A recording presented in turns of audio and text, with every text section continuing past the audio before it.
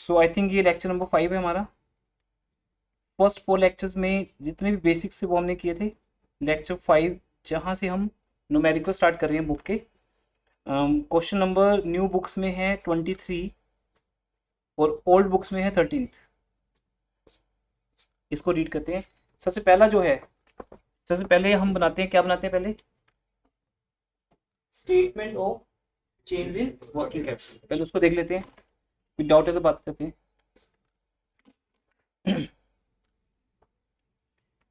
Schedule या statement of change in working capital कहते हैं हम इसको।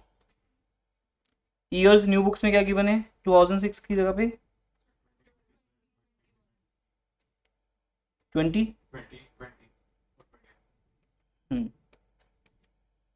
बस ईयर चेंज होता है और कुछ नहीं। तो पहले ये बनाना है हमें, या आप ऐसे ही देख लो ओरली, बाकी चीजें नोट कर लेना साथ साथ में। ये तो कर लेंगे 2-3 note. Schedule of change in working capital 5 columns होते हैं। पहला कॉलम पर्टिकुलर्स का, फिर previous year, current year, increase in working capital. Note की करंट एसेट्स, करंट एसेट्स के बढ़ने से वर्किंग कैपिटल बढ़ती है, तो हम इफेक्ट किस पे दिखा रहे हैं? वर्किंग कैपिटल पे। Increase in working capital, decrease in working capital. तो सबसे पहले करंट एसेट्स। अब करंट एसेट्स में कैश 8,000 9,000, सिंपल है। कैश इंक्रीज हो रहा है तो वर्किंग कैपिटल भी इंक्रीज होगी। Debtors no change. स्टॉक 2,000 से डिक्रीज हो रहे हैं तो वर्किंग कैपिटल भी डिक्रीज होगी। तो बस आपको उस कॉलम को सिलेक्ट करना है, क्या हम इंक्रीज के कॉलम में लिखेंगे या डिक्रीज के कॉलम में लिखेंगे। प्रीपेड एक्सपेंसेस भी करंट एसेट्स का पार्ट है। तो आपके पास 4 करंट एसेट्स हैं बेटा, stock, debtor, prepaid and cash. इन चारों को ले लेते हैं हम यहाँ पे। तो प्रीपेड एक्सपेंसेस 70 से 300 हो गए, 230 से इंक्रीज हो गए। तो अगर करंट एसेट्स इंक्रीज हो रही हैं तो वर्किंग कैपिटल भी इंक्रीज होगी। उसके बाद टोटल कर लेंगे हम। 2020 में करंट एसेट्स 60,000 की हैं, 21 में 69 की हैं। उसके बाद लिखेंगे करंट लायबिलिटीज। कुछ अंडरलाइन नहीं करना, ये सिर्फ आपके लिए कर रहा हूँ। Current liabilities, creditors and provision for doubtful dates, ये 2 हमारे पास हैं। तो और कुछ है, कोई और प्रोविजन हो? देखो यहाँ पे लिखे ना, चेक करो, अंडरलाइन करो बेटा इसको, अपने पास बुक में तो कर सकते हो। क्रेडिटर्स के बाद क्या दिया है बताओ? क्रेडिटर्स का क्या दिया है? उसके साथ ब्रैकेट में क्या लिखा है? नहीं लिखा? लिखा था नॉन करंट, न्यू बुक्स में लिखा नहीं हुआ? अच्छा, अगर नहीं लिखा, प्रोविजन फॉर टैक्सेशन के साथ नॉन करंट वर्ड नहीं लिखा, आप इसे करंट भी मान सकते हो और नॉन भी। इस क्वेश्चन में नॉन करंट मान के किया हुआ है। ये दोनों चीजें से आपको समझाऊंगा हमारे बेसिक्स में करंट मान के क्या इफेक्ट आता है। पहली बात तो अगर करंट मानेंगे तो मैं यहां लिख लूंगा फिर, क्योंकि आपको पता है करंट लायबिलिटीज के पार्ट है ना ये। हम क्या हेडिंग बोलते हैं? Current liabilities and provisions. तो प्रोविजंस फॉर डाउटफुल डेट्स को तो हम लेते ही, यहां पर हम प्रोविजन फॉर टैक्सेशन को भी ले सकते हैं।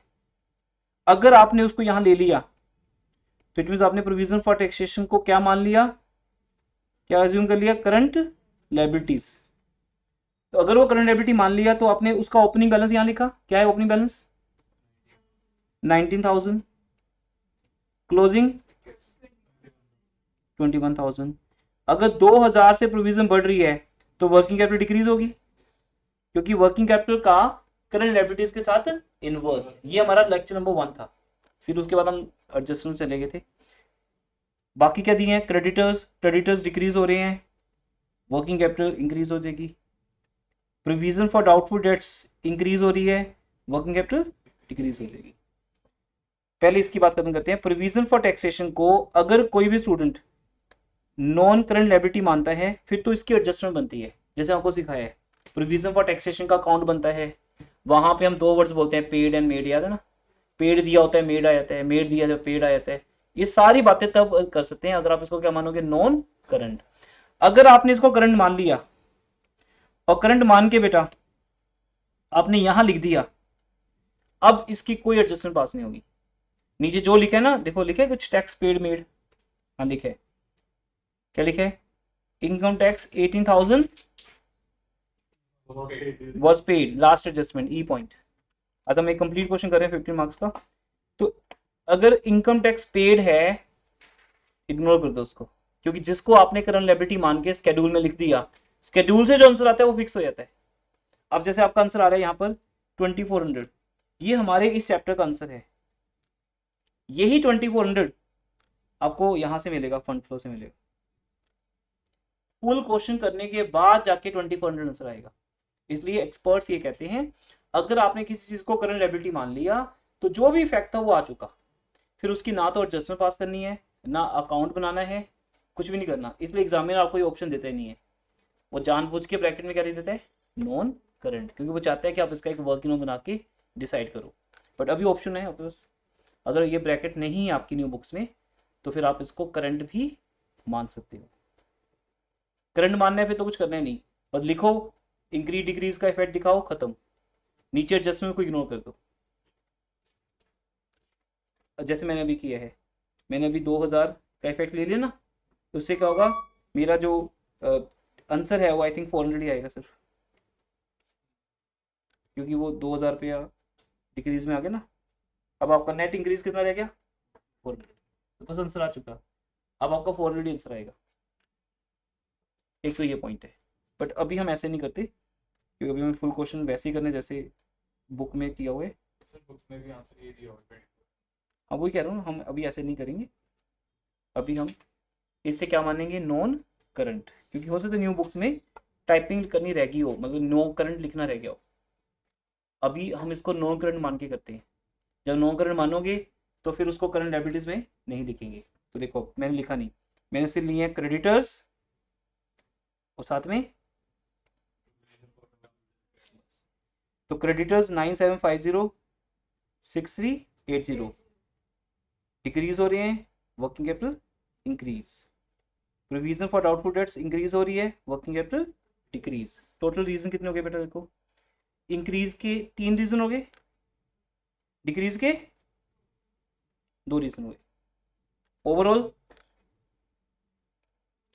कितना आ गया, 2400, क्योंकि इंक्रीज है 4600 से, डिक्रीज ये 4600 माइनस, यहाँ तक आप टोटल भी कर सकते हो, 2200 बनता है। तो 2200 और 4600 डिफरेंस कितना है, 2400 का। 2400 लिखते ही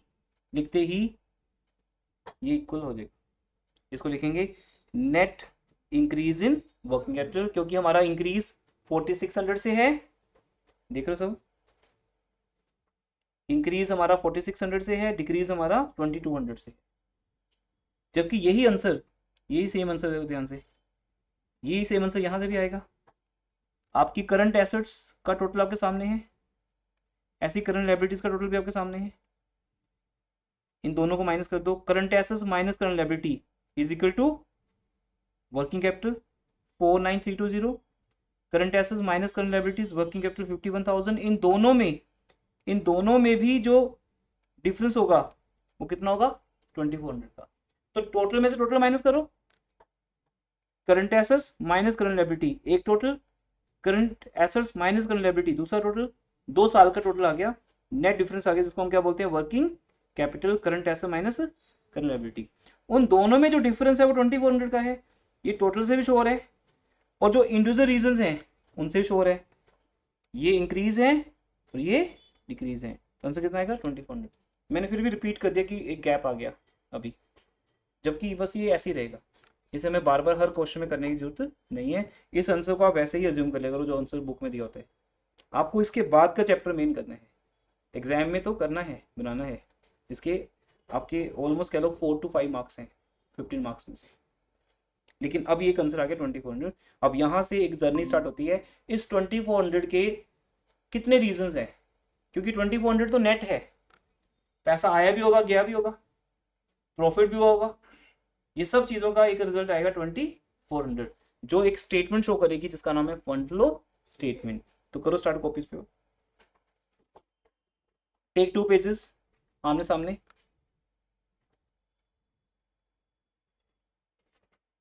लेफ्ट साइड पे बनाओ बेटा fund flow statement.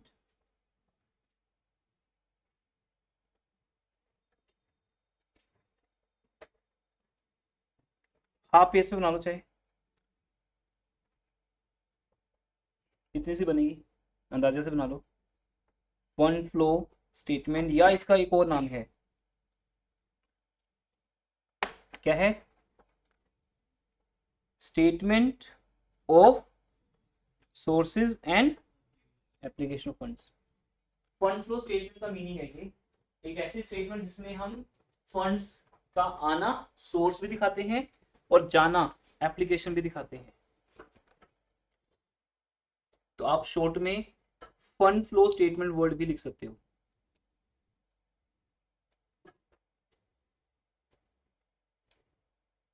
Fund flow statement, तो बनाओ इसको।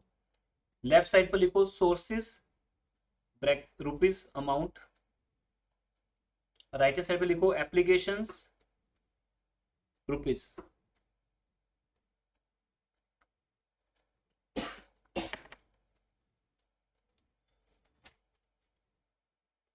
बना के छोड़ दो, बस फिल नहीं करना, ठीक है। ये हाफ पेज बना दी। इसके बाद ये है आपका फेयर वर्क खत्म हो गया बेटा। फेयर वर्क में दो ही चीजें हैं, आप कह लो कि 15 मार्क्स इसी के हैं बस। 15 मार्क्स में 5 मार्क्स इसके, 5 मार्क्स किसके, फंड फ्लो स्टेटमेंट के, और बाकी के 5 मार्क्स वर्किंग नोट्स के। यहां तक फेयर वर्क है, ये आपका लेफ्ट पेज पे आ गया। एक ही पेज पे आ जाएंगे दोनों statement, schedule change in working capital end fund flow statement. दूसरे पेज पे शुरू कर दो आपके वर्किंग नोट्स, हाँ जी, या यहीं से हाफ पेज से शुरू कर दो आपके वर्किंग नोट्स। लिखो वर्किंग नोट्स, और वर्किंग नोट्स के लिए सबसे पहले एक आप एडजस्टमेंट सेलेक्ट करो, कौन सी करेंगे पहले। हाँ जी, पहली एडजस्टमेंट बेटा क्या लिखा है,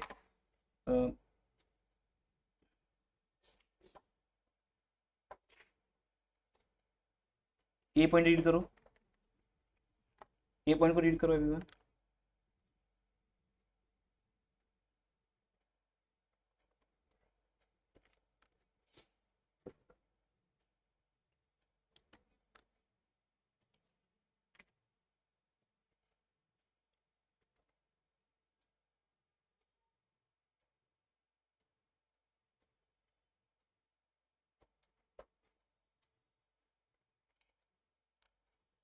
क्या लिखे बेटा, प्रॉफिट फॉर द ईयर 2021 है ना, न्यू बुक्स में profit for the year 2021 was 8600।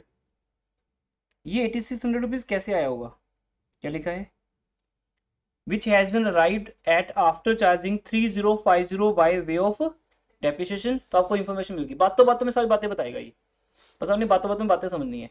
वो ये बता रहा है कि डेप्रिसिएशन कितना चार्ज हुआ है, 3050। आपको प्रॉफिट से कोई मतलब नहीं, हमने 8600 को देखना नहीं है, इसे रिपोर्टेड इनकम बोलते हैं। क्या बोलते हैं, जो इनकम रिपोर्ट की गई आपको, आप वो सही नहीं होती कभी भी, वो बीच में शुरू कर देते हैं कहीं पे। जैसे मैं आपको मैच के स्कोर बीच में बताता हूँ कि अभी हो गया 96 स्कोर हो गया, अब पहले की स्टोरी कुछ नहीं बताऊंगा बाद ही, अब बताओ कितने विकेट्स गई, कैसे बताओगे, बीच में बता दिया स्कोर। कोई स्टैंडर्ड थोड़ी ना कि 96 पे कितनी विकेट जाएंगी, तो आप लोग sir as a standard 4 wicket जाने चाहिए, नहीं हो सकता एक भी ना हो सकता 4 विकेट, बीच में से बात बताएगी ये 96 स्कोर, ठीक है। कोई स्टैंडर्ड नहीं है कि 96 स्कोर कब बनते हैं, कितने ओवर्स में बनते हैं। ऐसे ही ये जो अमाउंट दी है 8600, ये कैसे आई होगी, किन किन चीजों को लेने के बाद आई होगी, ये कहना मुश्किल है आपके लिए बेटा, ये यूजफुल ही नहीं है, इसको कांटा मार दो, चाहिए नहीं क्रॉस। आपको बस ये आई कैसे है वो समझना है। 3050 का डेप्रिसिएशन लगाने के बाद एक 200 के बैड डेट्स चार्ज करने के बाद आई है। Second point, an interim dividend 5000 was paid in October. आपको बताया था डिविडेंड दो तरह के होते हैं, कौन से भाई, हाँ, आज वो चारों लेक्चर्स का इफेक्ट आएगा, एक इंटरिम एंड प्रपोज्ड। तो ये कहते हैं इंटरिम हमने पे किया, क्योंकि क्या होता है इंटरिम हम पे कर देते हैं ड्यूरिंग द ईयर, सीधा अक्टूबर नवंबर में पे ही कर देते हैं, हम प्रॉमिस नहीं करते, प्रपोज नहीं करते, सीधा पे कर देते हैं। Next, additional machinery was purchased in may for 5000।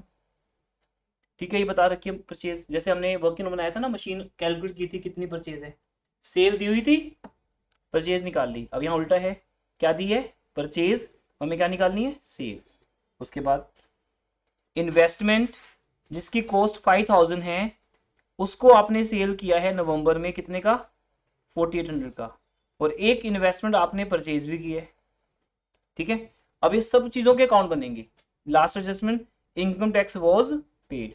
तो फर्स्ट वर्किंग नोट आप कोई भी बना लो, बट यूजली हम इनकम टैक्स अकाउंट बनाते हैं। पहले बनाइए, बनाओ। प्रोविजन बनाना है आपने, खुद करना है ये। बनाओ प्रोविजन फॉर टैक्सेशन अकाउंट, फटाफट। वर्किंग नोट है विदाउट स्केल, फटाफट कर दो।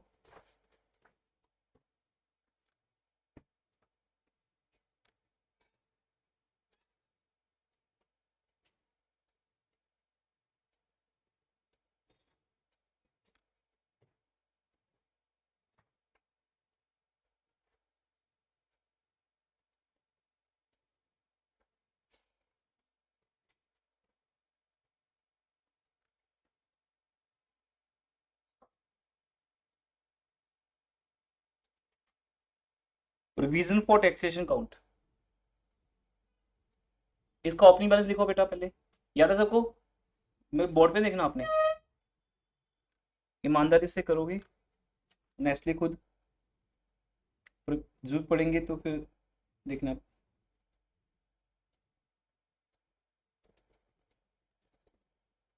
प्रोविजन फॉर टैक्सेशन का नीचे क्या होती है? क्रेडिट। तो ओपनिंग बैलेंस किस तरफ आएगा? क्रेडिट साइड आएगा। लिखो by balance brought down 19,000। Opening balance लेना, कई बार गलती से हम क्लोजिंग लिख देते हैं।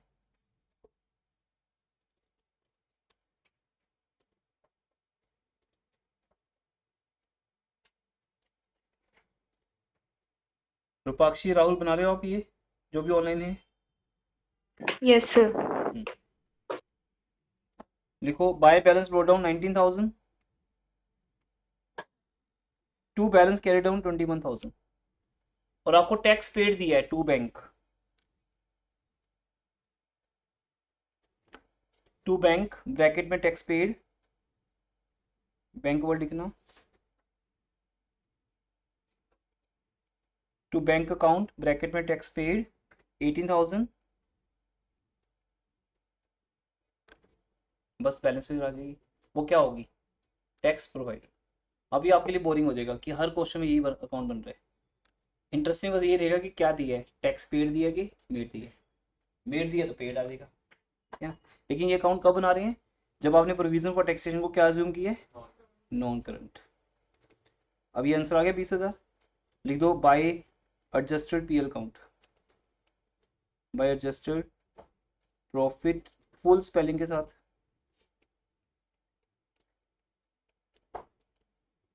Bye adjusted profit and loss account bracket में balance.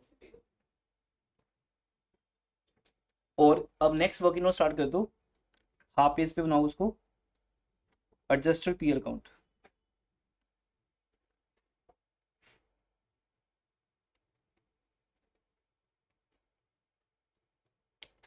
Adjusted profit and loss account.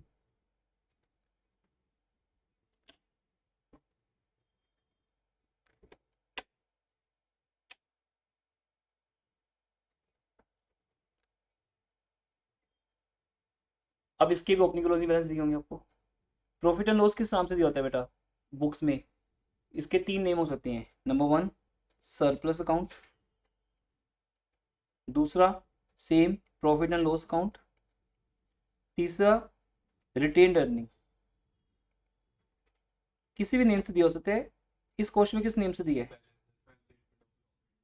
ठीक है, सरप्लस का नाम है वो, सरप्लस दैट इज, याद है ना, balance in statement of profit and loss account. तो प्रॉफिट एंड लॉस का जो बैलेंस होता है उसी को सरप्लस कहते हैं। तो कैसे भी नाम दिया आपको पहचान आ जाएगी प्रॉफिट के बैलेंस से। तो ओपनिंग बैलेंस क्या है? अब ये बताओ, ये प्रॉफिट का बैलेंस है कि लॉस का बैलेंस है? कैसे पहचानोगे? क्रेडिट साइड दिया है। अगर ये क्रेडिट साइड दी है मतलब लायबिलिटी साइड दी है तो प्रॉफिट का बैलेंस होगा। अगर ये एसेट साइड दी है तो ये लॉस का बैलेंस होगा। अभी चेक करो आपको लायबिलिटी साइड दी है कि एसेट साइड दी है। तो इसकी नीचे क्रेडिट है। और क्रेडिट क्या होते हैं? प्रॉफिट्स। ये तो हर बच्चे को पता था ना +1 से कि प्रॉफिट्स क्रेडिट होते हैं, लॉस डेबिट होते हैं। क्योंकि रीजन कोई पूछे, चलो अभी अब तुम एमबीए कर रहे हो, एमबीए की इंटरव्यू होगी, वहां पे कुछ क्वेश्चन पूछे जाएंगे, वहां पे एक पर्सन अकाउंटिंग पर्सन बैठा होगा, अकाउंटिंग डिपार्टमेंट से, वो अकाउंट से रिलेटेड क्वेश्चन पूछेगा। एक पर्सन करंट अफेयर में से पूछेगा क्वेश्चन आपको, ठीक है। एक इंग्लिश के मैम होंगे, वो आपको वोकैबुलरी के ऊपर क्वेश्चन पूछेंगे, कुछ ऐसा, मतलब अलग अलग इंटरव्यूज होती है ना आपकी। तो अलग अलग तरह के 4 लोग मिलकर अगर आपका इंटरव्यू ले रहे हैं, ठीक है, तो फिर ग्रुप डिस्कशन जैसे होती है ना, जीडी का प्रिपरेशन भी करते हो, तो अगर वो पूछ रहे हैं आपसे कि लॉस का नेचर डेबिट क्यों है, क्या बताओगे? कि बस ऐसे ही बताया हुआ है, लॉस डेबिट और प्रॉफिट क्रेडिट। ओनर से लेना। गुड, ये आंसर है। लॉस ओनर से लेना होता है, इसलिए लॉस हमेशा बिजनेस की एसेट है, उसका नीचे डेबिट रखा गया है। प्रॉफिट ओनर को देना होता है, इसलिए वो बिजनेस के ऊपर क्या है, लायबिलिटी। आप +1 में ये पढ़ लेते हो कि बिजनेस का जो कंसेप्ट है, अगर आपने ऐसे बोल दिया कॉन्फिडेंस से, फिर पक्का पास हो जाओगे, क्लियर कर लोगे इंटरव्यू। अगर आप ऐसे टीच कर आए हो वहाँ पे उनको, मे बी एक आधी लाइन उनको भी ना पता हो, है ना। तो आपने बोलते हैं कि फ्रॉम द वेरी बिगिनिंग हमें समझाया जाता है कि बिजनेस एंटिटी कॉन्सेप्ट होता है, जिसमें बिजनेस अपने ओनर से एक अलग पहचान रखता है, एंटिटी रखता है। तो बिजनेस के पास जो कैपिटल है वो भी लायबिलिटी है, उस कैपिटल के ऊपर जो प्रॉफिट देना है वो भी लायबिलिटी है। अगर लॉस हो जाए तो वो एसेट है। तो इसलिए बेटा आपको लॉस हमेशा एसेट साइड मिलेगा, कभी भी तुम बैलेंस शीट में लिखोगे तो, या दी है बैलेंस शीट यहाँ तो बना के।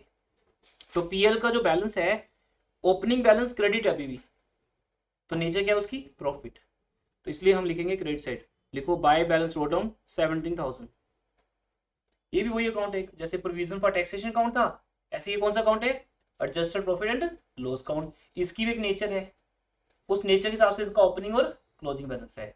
तो अभी हमने अज्यूम कर लिया कि इसकी नेचर प्रॉफिट है, प्रॉफिट बोले तो क्रेडिट, और इट मींस उसका ओपनिंग बैलेंस किस तरफ आएगा, क्रेडिट साइड, बाय बैलेंस रो डाउन। अगर लॉस का बैलेंस होता ओपनिंग, अगर लॉस का बैलेंस होता ओपनिंग, तो मैं लिखता टू, हाँ मुझे ऐसे कोई रोक नहीं सकता लिखने से। फिर ओपनिंग बैलेंस अगर लॉस है तो डेबिट साइड आएगा। सिंपल कॉन्सेप्ट है, कोई पजलिंग नहीं है। और अच्छी बात क्या है कि एक बार समझना है, अमलगामेशन जैसी चीजें नहीं है कि आपको याद भी करना पड़ेगा, लिक्विडेशन में कुछ याद, कुछ नहीं है। आपको सिंपल अंडरस्टैंडिंग है, अंडरस्टैंड करते जाओ, चीजें अडोप्ट करते जाओ, और वो सेम रहने वाली है, फिर चेंज नहीं होंगी। तो लॉस का नेचर डेबिट, इसलिए पीएल के डेबिट से रहेगा टू बैलेंस रो डाउन, और क्रेडिट, ठीक है, हो गया क्लियर। अब अगर ओपनिंग बैलेंस क्रेडिट है तो क्लोजिंग बैलेंस क्या होगा, डेबिट होगा। लेकिन बिल्कुल एंड में लिखना है, जिसको हम बोलते हैं जन्म कुंडली, ओपनिंग से लेकर क्लोजिंग 365 डेज हैं, तो 360 डेज में जो जो हुआ है वो लिखना पड़ेगा। तो एक बड़ा सा अकाउंट बना लो जैसा आपको दिख रहा है साइज, उस हिसाब से एक लिखो ओपनिंग और एक लिखो क्लोजिंग। क्लोजिंग बैलेंस कम है कि ज्यादा है, इसका मतलब मुझे इस साल लॉस हुआ है। इसका मतलब अगर मैं ओपनिंग क्लोजिंग ना लिखना चाहूं तो मैं ऐसे लिख सकता हूँ बेटा, ओपनिंग बैलेंस नहीं लिखूंगा, क्लोजिंग नहीं लिखूंगा, मैं सीधे एक वर्ड लिख दूंगा, to net loss.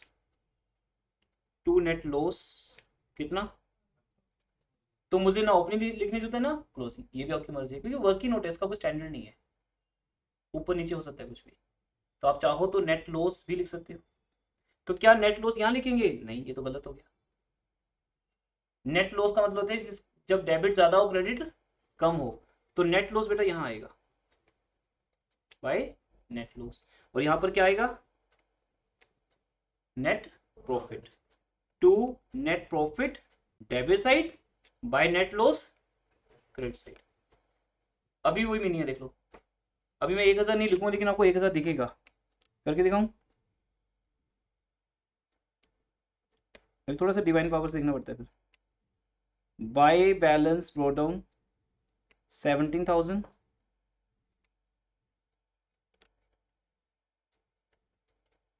To balance carry down 16,000।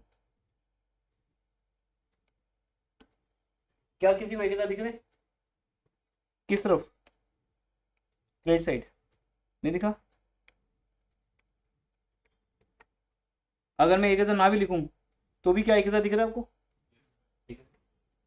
क्योंकि ऐसे लिखने से भी क्रेडिट साइड 1000 जा रहा है। तो वो क्या शो कर रहा है कि शुरू में 17,000 प्रॉफिट का बैलेंस था, और ईयर के एंड पे जाते थे कितना रह गया, 16, कम हो गया भी तुम्हारा। प्रॉफिट कम क्यों होता है, इस साल हमें लॉस होता है, क्योंकि ये बैलेंस चल रहा है हमारा। अगर बैलेंस प्रॉफिट का कम हो रहा है तो इस साल हमें लॉस हो रहा है, और इस साल अगर प्रॉफिट हो रहा है तो बैलेंस बढ़ेगा। मीनिंग बताया आपको सर, सो दैट आप क्रैमिंग बेस्ड ना हो कि बस लिखना है, उसका मीनिंग भी बताना चाहिए। 17 और 16 का मीनिंग है 1000 का लॉस। इसलिए अगर आपको ये नहीं लिखना तो मत लिखो, तो फिर क्या लिख दो, बाय नेट लॉस 1000 ब्रैकेट में 17 माइनस 16, तो भी एक बात है। अगर प्रॉफिट होता तो फिर इसका मतलब 17 से क्या होता 18, फिर ये कितना दिया होता आपको 18, फिर आप 17 और 18 ना लिखकर क्या लिख सकते थे, टू नेट प्रॉफिट 1000, वो भी ठीक है, ये मीनिंग है। बट बेटर है हम ऐसा ना करते हुए हमेशा क्या लिखे, ओपनिंग एंड क्लोजिंग, क्योंकि यहाँ पजलिंग होगी कई बार ना, वो ओपनिंग बैलेंस देगा डेबिट, क्लोजिंग देगा क्रेडिट, फिर ये ऐसे बेटर है। ओपनिंग बैलेंस का नेचर डिसाइड कर लो क्या होता है, क्लोजिंग तो उसका बिल्कुल रिवर्स मिलेगा आपको। ओपनिंग बैलेंस क्या है, क्रेडिट के डेबिट, प्रॉफिट है या लॉस है। अब यहाँ पे क्या है, प्रॉफिट, क्योंकि हमें पीएल का कौन सा बैलेंस दिया है, क्रेडिट बैलेंस, तो इसलिए ओपनिंग क्रेडिट है और क्लोजिंग डेबिट है। क्लियर, क्या कोई डाउट आ रहा है माइंड में, पारस कंफ्यूजन है, ठीक है जी। तो चले आगे, ये दो लिख लिए। अब इसके बीच के जो पॉइंट्स है वो लिखने जाएंगे, तो बेटा लिखते जाओ आप। हमने कितनी की प्रोविजन नहीं है इस साल, टैक्स मेड कितना है, तो लिखो भी, फिर कहीं भी लिख दो जहां आपका दिल करता है, ऊपर नीचे बीच में, वो क्लोजिंग बैलेंस से पहले ही आएगा कहीं भी। और ज्यादातर स्टूडेंट क्या करते हैं, नीचे शुरू कर देते हैं, बस यहाँ यहाँ लिख दो आप, टू बैलेंस कैरी ऑन लिखे ना, क्योंकि ये क्वेश्चन किसी और ने सोल्व किया है, हमने पहले वर्किंग नोट किसका बनाया है, रिवीजन फॉर टैक्सेशन का। तो डिसेंडिंग ऑर्डर में स्टार्ट करो, समझ गए, डिसेंडिंग ऑर्डर का मतलब टू बैलेंस कैरी डाउन के ऊपर लिख दो, फिर ऊपर जाते जाना वो स्पेस होता है। टू प्रोविजन फॉर टैक्सेशन कितनी अमाउंट 20,000 लिख ली, बस ये और कुछ भी नहीं। अब आ जाओ फंड फ्लो स्टेटमेंट में, साथ साथ काम निपटाना है सारा कुछ, बाद में कोई नहीं आएगा। तो फंड फ्लो स्टेटमेंट लिखो, टैक्स पेड, हमने टैक्स कितना पे किया भाई 18,000, क्योंकि वो क्वेश्चन दिया हुआ है, तो लिख दो, ये नहीं वहां लिखना है, और नंबर 1 पे लिखो, आपका नंबर 1 ये है, कोई स्टैंडर्ड नहीं यहाँ पे, कौन पहले कौन बाद में, तो लिखो पेमेंट ऑफ इनकम टैक्स 18,000 सबसे पहले,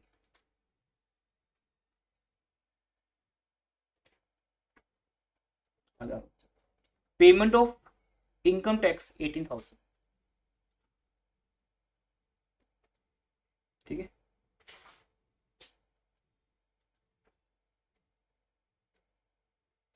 लिख दिया, ये तो आपका कंप्लीट हो गया। टैक्स पेड किधर आ गया, एप्लीकेशन साइड पैसा जा रहा है, और टैक्स मेड से हमारा प्रॉफिट कम हो रहा है, हमने प्रॉफिट की साइड लिख दिया, डेबिट साइड लिख दिया, ये ओके हो गया हमारा। जो जो चीज़ें होती जाएंगी मैं उनको हाईलाइट करता जाऊंगा, सीक्वेंस कोई मैटर नहीं करता है, कहीं भी लिखो पहले बाद में, साइड ठीक होनी चाहिए, ठीक है। चले उसके बाद नेक्स्ट रिजल्ट देखो क्या है,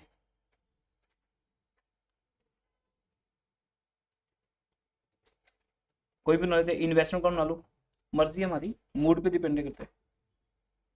अब नेक्स्ट अकाउंट है इन्वेस्टमेंट अकाउंट, बनाओ भी, देखना नहीं ध्यान से, यहाँ पे इन्वेस्टमेंट अकाउंट का ओपनिंग और क्लोजिंग बैलेंस डिसाइड करो, क्या दिया ओपनिंग बैलेंस,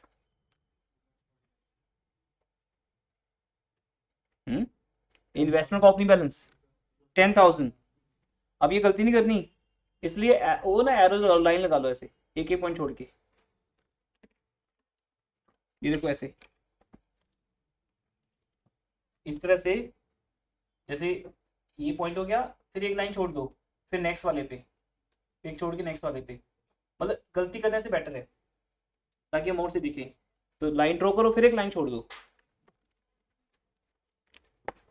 तो विदाउट लाइन और विद लाइन आइटम्स आपको दिखनी शुरू हो जाएगी। ये गलती कभी होगी नहीं आपसे कि आप अमाउंट रॉन्ग उठा लेते। ओपनिंग बैलेंस 10,000, क्लोजिंग बैलेंस 11,250, लिख लिया सबने। अब एक जन्म कुंडली बन गई एक साल की, इन्वेस्टमेंट के साथ क्या क्या वो एक साल में सामने आ जाएगा। अब वो दो चीजें बता रहे हैं बेटा आपको, इन्वेस्टमेंट आप खरीद भी रहे हो और बेच भी रहे हो, तो खरीद रहे हो तो लिख दो टू बैंक लिखना ज्यादा बेटर है, टू बैंक दिया हुआ है क्वेश्चन में, लिखो टू बैंक 6250, टू बैंक 6250। बेच ही रहे हो, बेचोगे तो पैसा आएगा। बाय बैंक कितने की बेची? 5000 की है, कितने बेची? 4800 में। तो by bank 4800 sold by adjusted PL account, by adjusted PL count.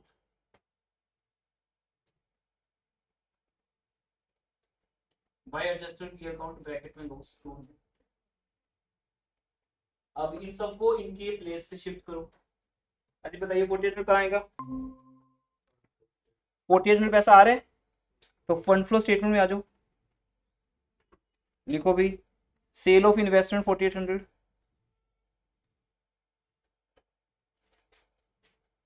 तो आज से आपका होमवर्क स्टार्ट हो जाएगा, डेफिनेटली होमवर्क होगा एक।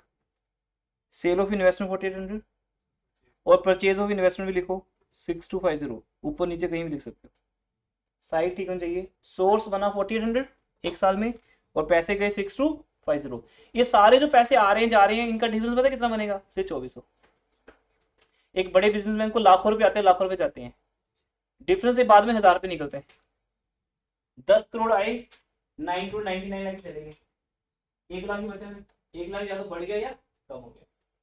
इस तरह से नेट इंक्रीज डिक्रीज तो कुछ एक अमाउंट होती है, वो शो करती है कि पैसा कितना ज्यादा आया या कितना कम आया, डिपेंड करते हैं वो। बाद में ये आपका आंसर होगा बेटा, ये इसे एक बार भूल जाओ। जब आपका क्वेश्चन खत्म हो जाएगा ना, यहाँ 2400 अपने आप आ जाएंगे, ये 2400 यहाँ आएंगे, ये 2400 यहाँ आएंगे। डिपेंड होगा कि नेट इंक्रीज है कि डिक्रीज। अगर नेट इंक्रीज है तो पक्की बात है सोर्स ज्यादा होंगे, समझ लो। अगर अब ये तो चलो हमें पहले से पता है, हमने स्केड्यूल पहले बना लिया, सोल्यूशन आपके सामने है, लेकिन तब आपके लिए होगा कि ऊपर अगर नेट इंक्रीज आ रहा है एग्जाम में क्वेश्चन, हो सकता है गलत निकालो आपने, तो यहाँ से टैली भी हो जाएगा। तो नेट इंक्रीज का मतलब क्या है? सोर्स ज्यादा है, किससे? एप्लीकेशन से। पैसा आ रहा है 36,000, जा रहा है 34,000 समथिंग, तो 2,400 से हमारा सोर्स क्या हो गया? ज्यादा। उसको हम लिखेंगे net increase in working capital. जो लास्ट लाइन होगी याद रखना, it will be the last line, कभी भी वो पहले नहीं लिखा जाएगा, ये लास्ट में लिखा जाएगा, इसलिए इसकी वेट करना एंड तक। चलिए अब आगे। फिर एक एडजस्टमेंट बेटा, interim dividend paid. Interim dividend paid, इसका कोई वर्किंग होता है नहीं, ये बेचारा आपको लवारिस मिलेगा एडजस्टमेंट में, जिसका ना कोई ओपनिंग बैलेंस है ना कोई क्लोजिंग, क्योंकि हम कमिटमेंट करते ही नहीं, हम कोई प्रपोज नहीं करते, सीधा पे कर देते हैं बस। तो डिविडेंड प्रपोज नहीं होगा, सीधा क्या होगा? पे होगा। तो बस एक ये हमारे प्रॉफिट में से माइनस हुआ होगा, क्योंकि डिविडेंड देने के बाद ईयर के एंड पे हम डिविडेंड कब दिया? अक्टूबर में, नवंबर में। बाद में क्या आया? वो प्रॉफिट एंड लॉस अकाउंट में आया। 5 मिनट में आता हूँ, 10 मिनट आ रहा हूँ बाहर यार। तो अब यहाँ पे हम लिख देंगे payment purchase of interim dividend, कितना अमाउंट? 5000। होल्ड करना, होल्ड करना।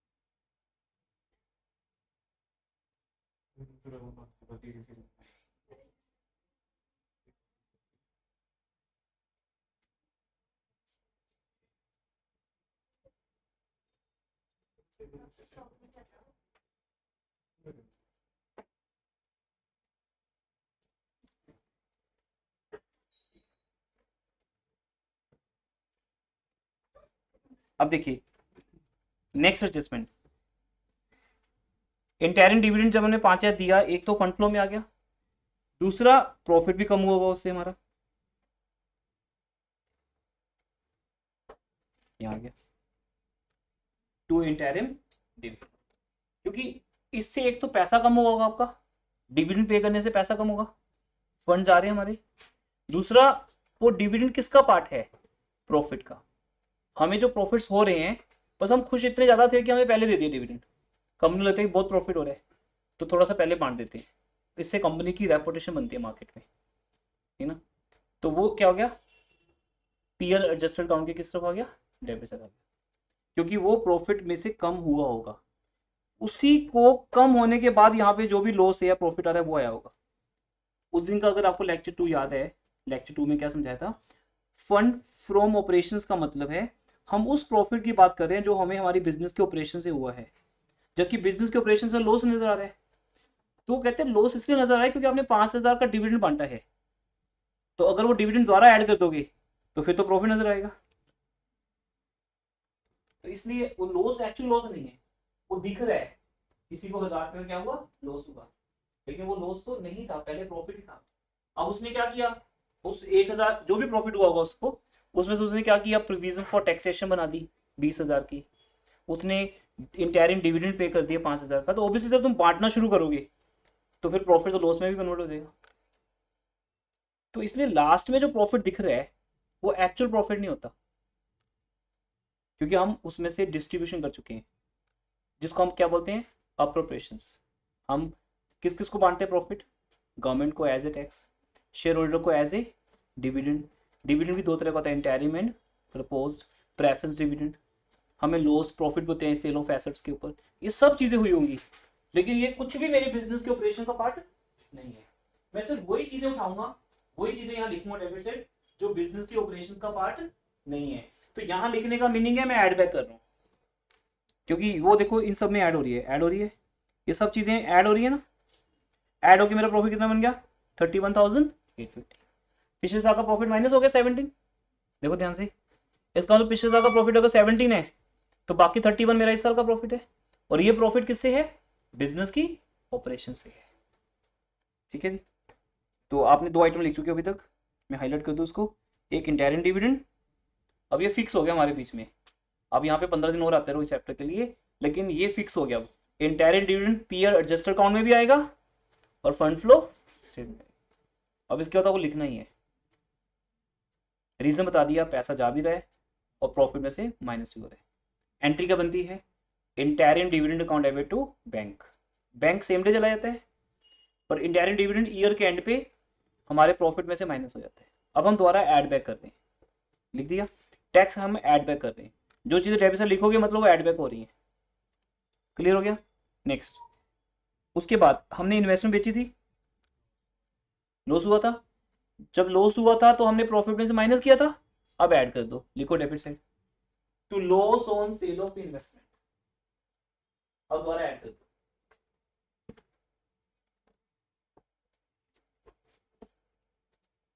To loss on sale of investment.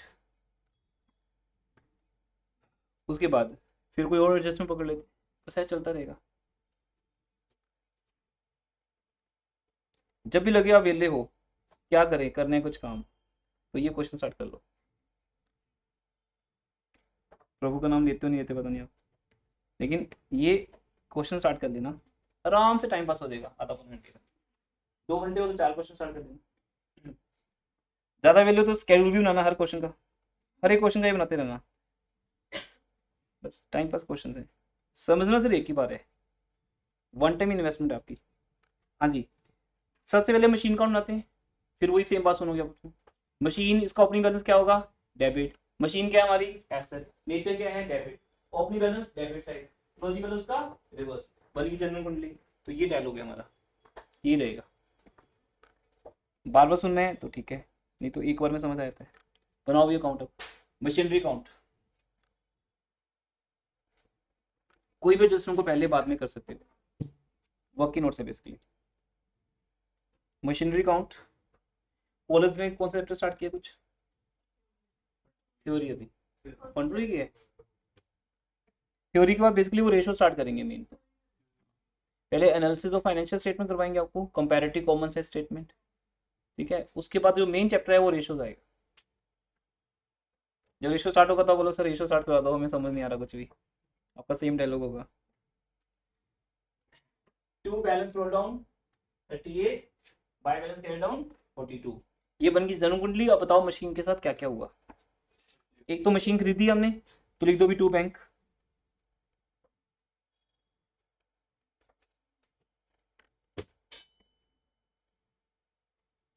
To bank purchased.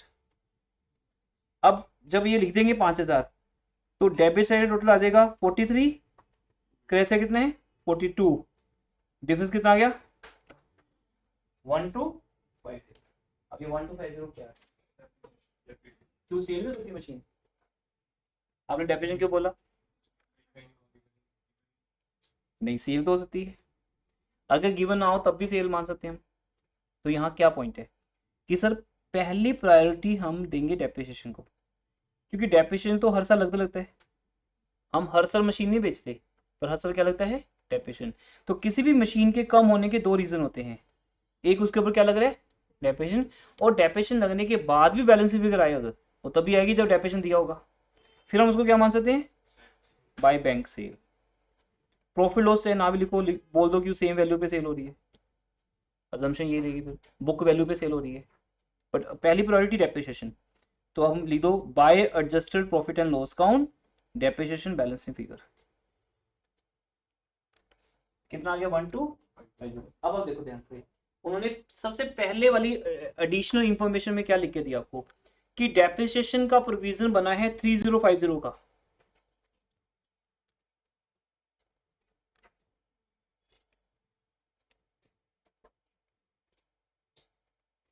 है ना? अब 3050 में अगर 1250 किसका है मशीन का, जैसे आजकल ड्रामा मूवीज में ना कोर्ट का सीन दिखाते हैं जब माय लॉर्ड, ये साफ नजर आ रहा है। अगर 1250 किसका है मशीन का है, तो सोचो फिर बाकी किसका होगा। बाकी कितना रह गया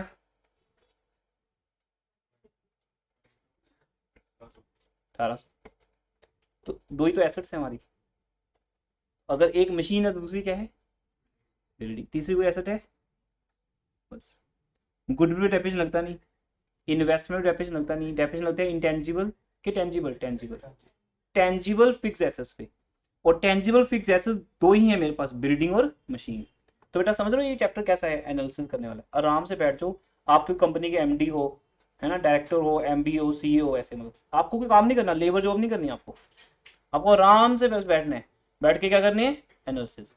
तो जो लेबर जॉब थी वो आप सेम 4 तक कर चुके हो, बैठ के जनरेटिव बनाओ, अकाउंट बनाओ, बैलेंस शीट बनाओ, वो अकाउंटिंग जॉब है। तो मैंने फर्स्ट डे कहा था कि थोड़ा प्राउड फील करो कि अब आप मैनेजमेंट अकाउंटिंग कर रहे हो। इसमें कुछ भी नहीं करना होता, वेले बैठना होता है ना। कंपनी का डायरेक्टर एमडी कुछ नहीं करता, वो आराम से बैठा होता है, बस बस उसको डायरेक्शन देनी है, सामान उठा के रखना नहीं, कुछ उसको बोलने को उठा के रखो, आपको ऐसे बताना है कि क्या हुआ होगा। तो आपने एनालिसिस कर लिया, बस आपने बोला 3050 का डेफिनेशन लगा है, तो उसमें से 1250 का किस पे लगा है मशीन पे, 1800 किस पे लगा है बिल्डिंग पे। तो इस बात पे फिर बिल्डिंग अकाउंट तो बनेगा, बनाओ फिर नेक्स्ट वर्किंग नोट। बट कई बार ना बिल्डिंग अकाउंट बनाने की जरूरत भी नहीं होती, पहले देख लो ध्यान से जरूरत है या नहीं है। यहाँ जरूरत नहीं है, बताओ कैसे क्यों जरूरत नहीं है।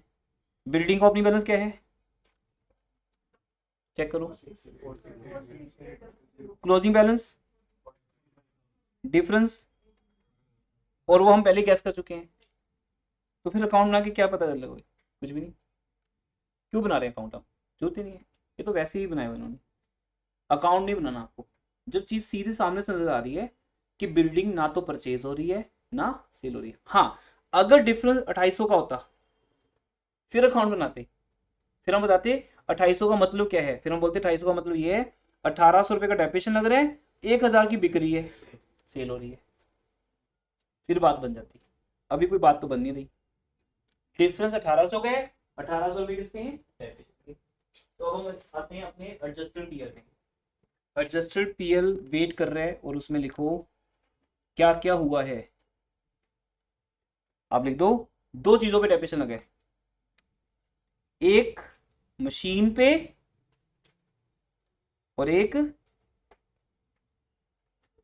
बिल्डिंग पे, एक मशीन पे और एक बिल्डिंग पे।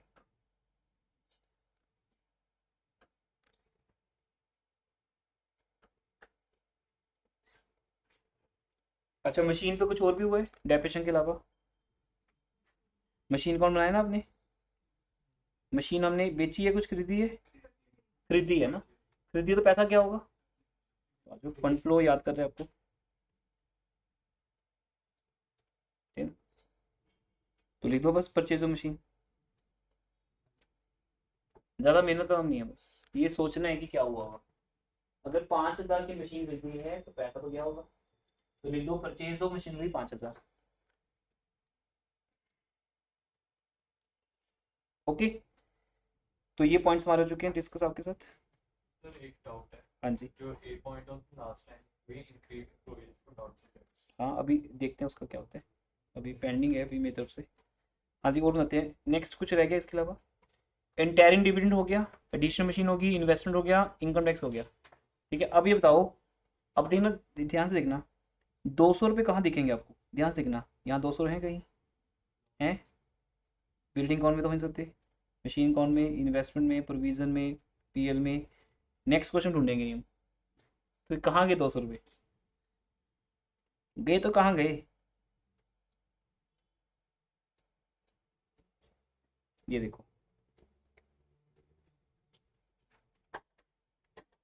एटमी जब आप schedule of changing working capital बना रहे थे, तब आपने इस पॉइंट को ध्यान से नहीं देखा कि वहां हम प्रोविजन फॉर डाउटफुल डेट्स को ले चुके हैं।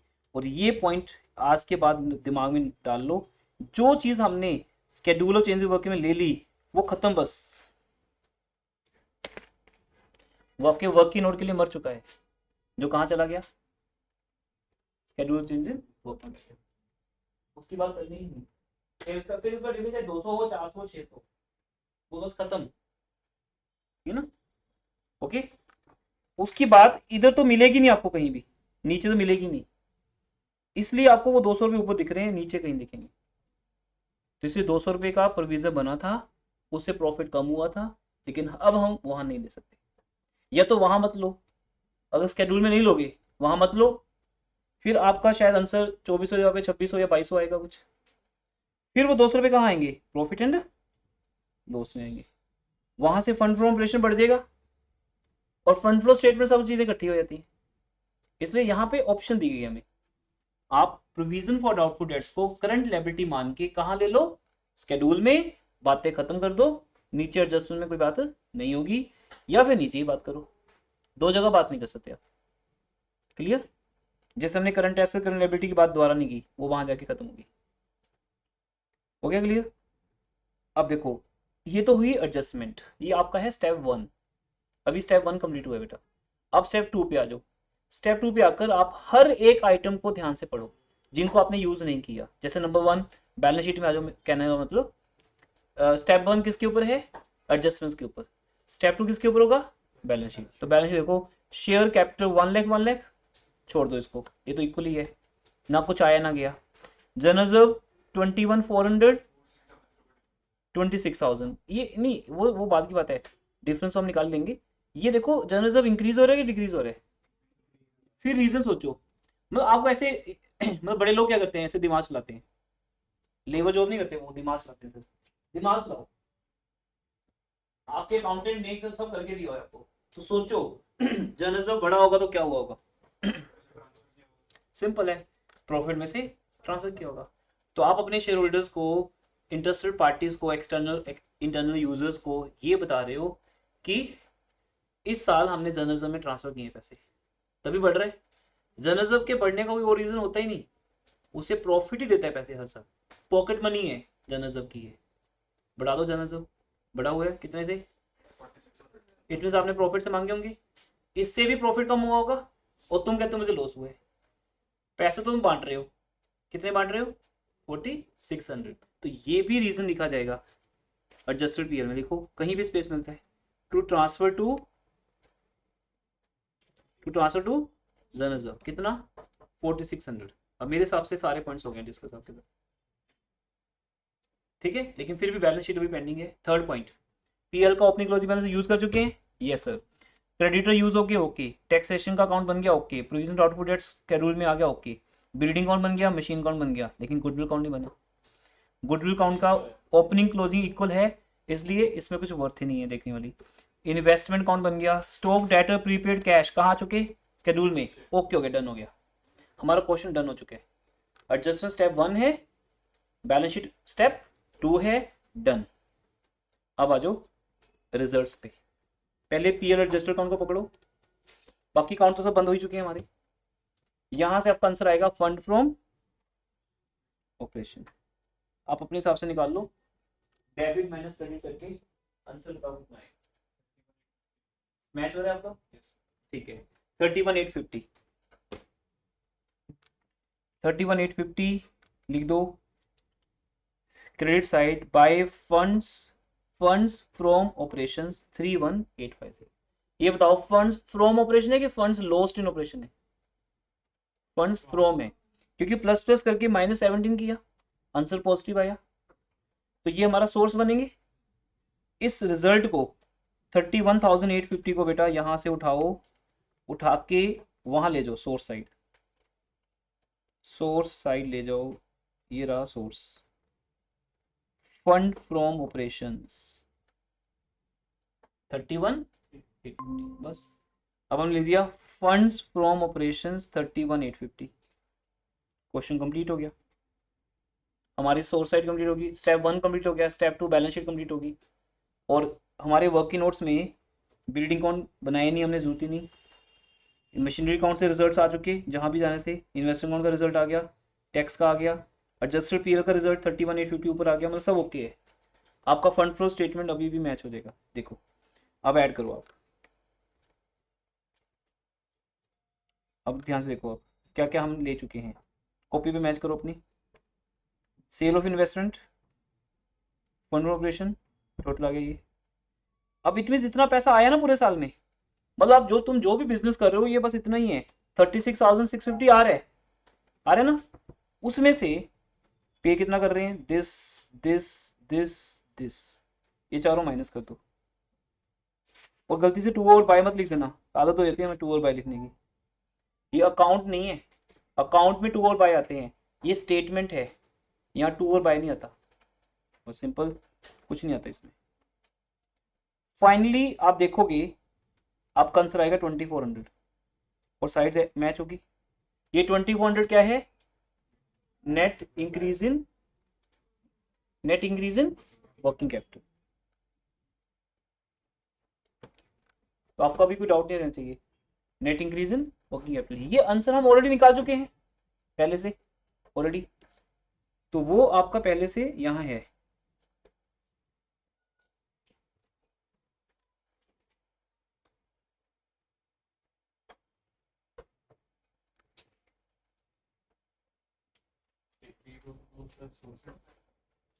डिक्रीज होता तो ऐसे होता, एक तो यहां लिखते डिक्रीज और 2400 यहां आता, क्योंकि तब डिक्रीज साइड ज्यादा होती, और फिर यहां आता net decrease in working capital, अपने आप ही आपका आंसर यहाँ आएगा। वो 2400 लिखने पे ही आपका ये fund flow statement like balance sheet match होगा, ये लाइक बैलेंस शीट है आपका, क्योंकि बैलेंस शीट भी यही होती है, सोर्सेज एंड एप्लीकेशंस। इसलिए थ्योरी में क्वेश्चन बनता है बैलेंस शीट और फंड फ्लो स्टेटमेंट में क्या डिफरेंस है, 5 मार्क्स में आया था आपको एग्जाम में, तो थ्योरी में से पढ़ सकते हो। तो ये आपका है, ठीक है, सोर्स और एप्लीकेशंस, क्लियर। 2400 लिखते ही आपका आंसर मैच हो जाएगा। अब आप न्यू बुक के हिसाब से होमवर्क नोट करो अपना, मैं तो जैसे एक सैंपल क्वेश्चन कराया था आपको, ज्यादा नहीं हो जाएगा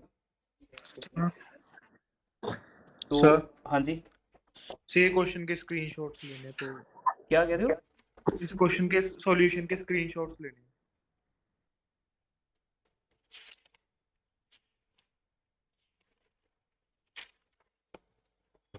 हाँ जी, होमवर्क नोट करें, question 1 2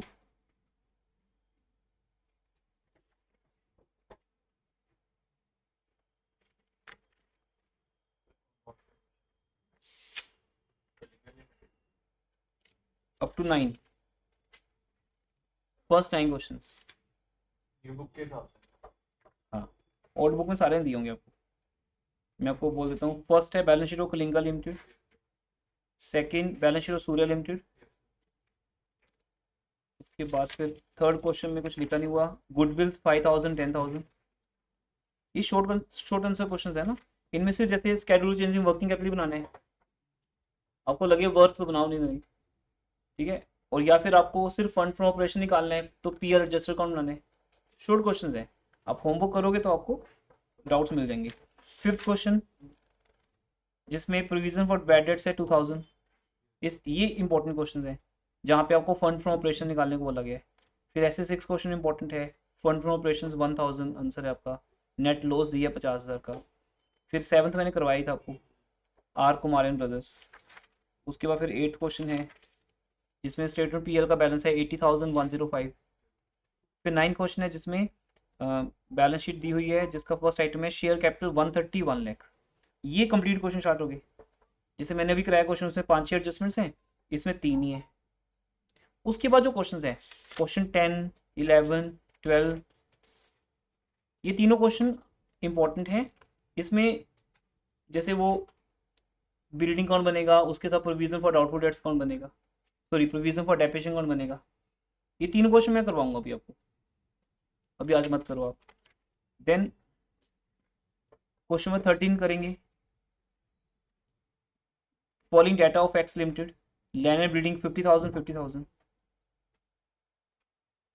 then 14 question share holders fund में शेयर कैपिटल दी है 252 लाख। देन 15 क्वेश्चन है एक्स वाई जेड कंपनी जिसमें डिविडेंड पेड 3500, फर्स्ट एडजस्टमेंट है, during year land was purchased 10,000। ये आपकी प्रैक्टिस के लिए है, और दे देंगे बहुत है, ठीक है। 15 क्वेश्चन ये आपको करने, जैसे 3 छोड़ देना, 10 11 12 क्वेश्चन करने हैं। आपको लगे ज्यादा है तो बीच बीच में इंपॉर्टेंट वाले कर देना, ये आपके ऊपर है, ठीक है। नेक्स्ट क्लास मेरे डाउट्स होंगे और फिर हम आगे चलेंगे। सर हाँ जी, एक मिनट, मैं क्वेश्चन 10 11 12 ये 3 क्वेश्चन करवाऊंगा आपको नेक्स्ट क्लास में, मेनली आपके डाउट्स के बाद। हाँ जी राहुल। सर आगे कर दो प्लीज। सर इनकी पिक शेयर कर दो, 50 तक के क्वेश्चंस की। हाँ जी, सर क्वेश्चंस की पिक सेंड कर दो, मैं पहले ओल्ड समझ बुक गया में आपके है। सर कहने पे, मैंने बोल दिया, बोल थैंक दिया यू बेटा, सर। स्टूडेंट को बोल दिया, क्लियर सी भेजना है, ठीक है। सर आगे कर दो प्लीज।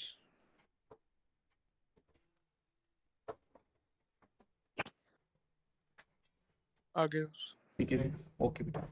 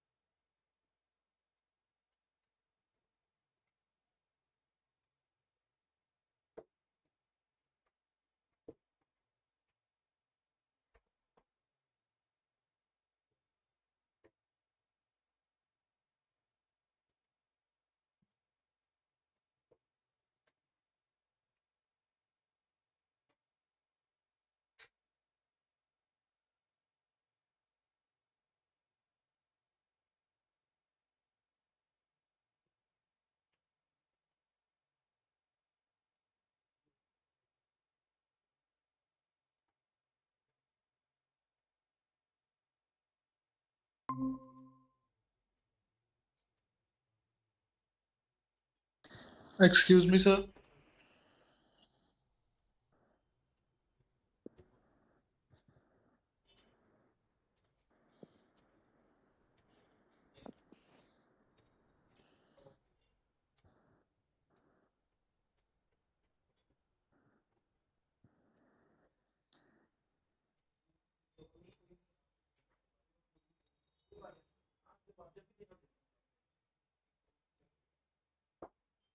फिर आप वेट करोगे। हाँ जी।